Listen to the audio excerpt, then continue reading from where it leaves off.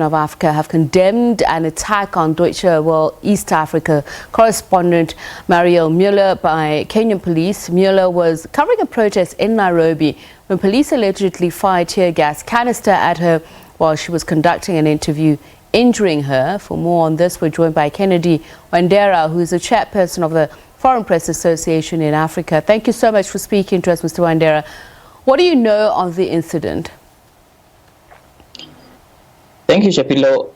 What we know is that our colleague Mariel Muller was part of journalists who were covering this particular morning in Nairobi, a protest that was against police brutality in the country. And she tells us that whenever, at a time when she was trying to cover what was happening, a police canister was fired at her twice on the leg. And it was not the first time that Mariel went through this. She tells us that she knows the police officer who did this, and we just think it's very unacceptable. When you say she knows the people who have done this to her, is she suggesting that she is being targeted personally? Yeah, at the event, she appears to be a target for police because the first canister that was fired at her was from a person, the same person, and the second canister that was fired at her was still from the same police officer. And despite efforts from Mariel and the team that she was working with, telling the police officer that they are journalists, the police officer could not even listen. Yeah, so this means that it was a deliberate effort and is something that really targeted her. Okay. Was she injured during this incident, during this attack? Come up again? Was she injured? Yes, she was injured. She has a grazed knee. She has been attended to by medical personnel in Nairobi, and currently she is recovering. Tell me, is this an isolated incident? Is there anything that has made Mariel particularly vulnerable to attack by police? For a long time, we've never had such kind of cases in Nairobi or in Kenya, especially targeting journalists at protests like this. But some years back, such kind of things happened.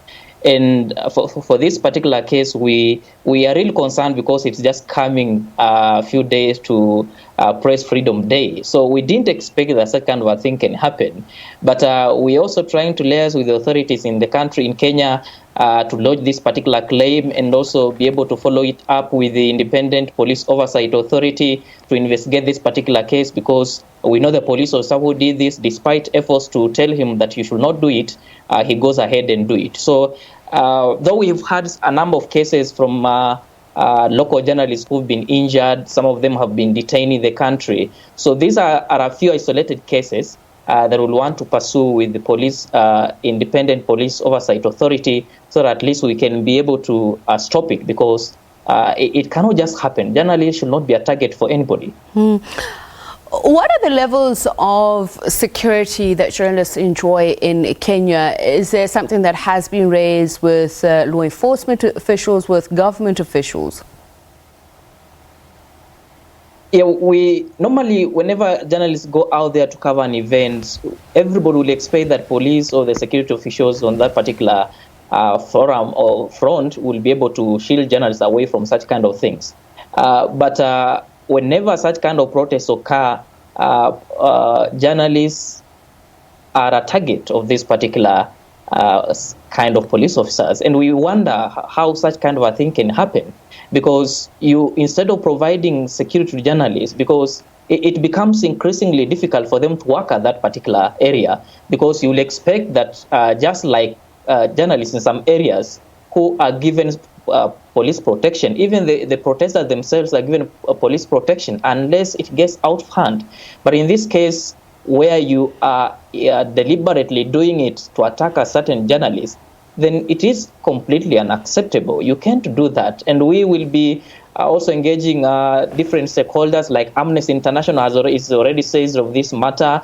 Other media organizations in the country already says of this matter. And we shall be taking up with the Media Council as well in the country to lodge this particular claim, because if such kind of a situation can unfold in the broad daylight, then it can happen even at night. And if it gets out of hand, then perhaps we might not be able to follow it up. But for now, I think it's just time that we need to stop it once and for all. There was a suggestion that COVID-19 has worsened conditions for journalists, particularly in Kenya. Is this the case?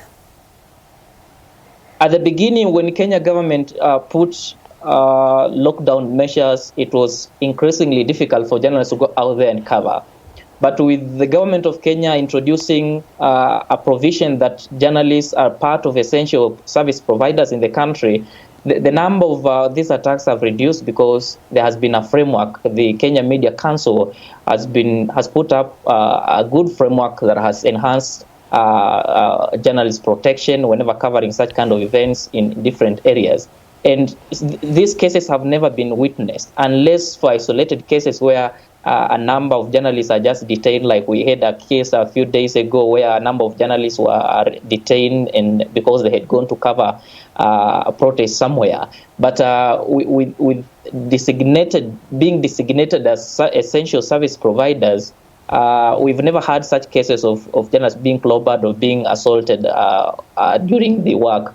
But this is just an isolated case that perhaps one of the police officers thought perhaps this was a way on how we can be able to intimidate or instill fear in journalists who are covering this particular project. So ahead of World Press Day on Monday, share with us your thoughts about where Kenya is at the moment, the plight of Kenyan journalists. There have been accusations in the past that the country has a long history of using repressive laws to silence and punish journalists. Is this still the case? Working environment for journalists in Kenya has really improved because the Media Council and a number of organizations in the media organizations in the country have been able to stand up and voice concerns about lapses and gaps that need to be filled. And as much as we've seen isolated cases of police brutality, but we've seen great improvement in Kenya. And that's why you see many international media organizations coming to Kenya to set up headquarters in Nairobi. There has been some sort of great improvement, but we can do better. Cases like this need to be stopped because if a single police officer does such kind of a thing, then tomorrow somebody else will also want to try it. So we think even if there is one isolated case that needs to be followed up ultimately. But generally, the working environment in Kenya has really improved, and we've never seen for a couple of years we've not seen tremendous or we've not seen a number of cases where journalists are just deliberately being assaulted. But to just put it in perspective, ahead of World Press Freedom, there has been significant improvement in terms of media working environment in Kenya. Thank you so much for speaking to us. Kennedy Wandera, chairperson of the Foreign Press Association in Africa.